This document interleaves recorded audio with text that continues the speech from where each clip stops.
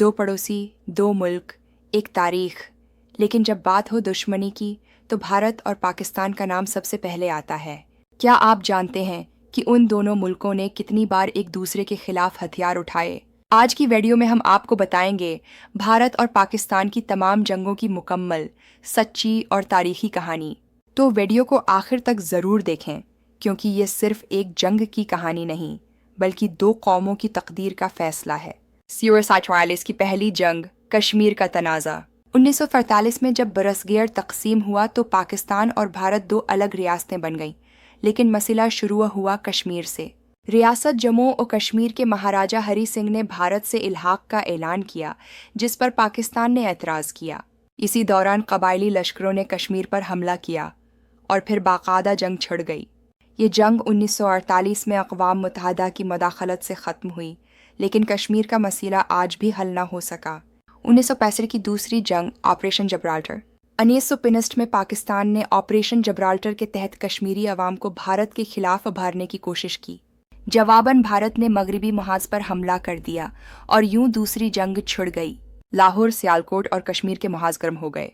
17 दिन की ज़बरदस्त लड़ाई के बाद बालाखिर ताशकंद माहिदे के तहत जंग बंद हुई, लेकिन मसला वहीं का वहीं रहा।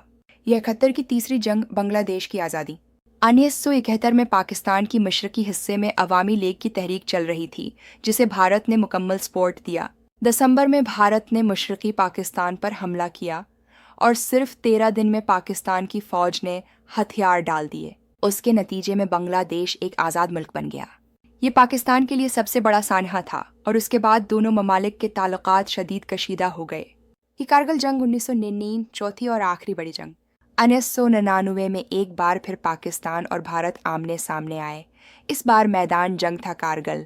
पाकिस्तानी फ़ौज और मुजाहिदीन ने भारतीय पोस्टों पर कब्जा कर लिया, जिसके बाद भारत ने ज़बरदस्त जवाबी हमला किया। बैनुल-अक़वामी दबाव और भारतीय अफ़वाज की पेशकदमी के बायस पाकिस्तानी अफ़वाज को पीछे हटना पड़ा। ये एक मुख्तसर लेकिन शदीद जंग थी, जिसने दोनों ममालिक को एक बार फिर एटमी जंग के दहाने पर ला खड़ा किया। इख्तितामिया 6 सी थी। भारत और पाकिस्तान की जंगों ने लाखों जाने लें, लेकिन आज भी दोनों मुल्क अमन की राह पर मुकम्मल तौर पर नहीं आ सके। असल जंग मैदान में नहीं, जहनों में होती है। अगर हम अपनी आने वाली नस्लों को अमन, तरक्की और खुशहाली देना चाहते हैं, तो हमें जंग नहीं, बातचीत और भाईचारे को फ़रोग़ देना होगा।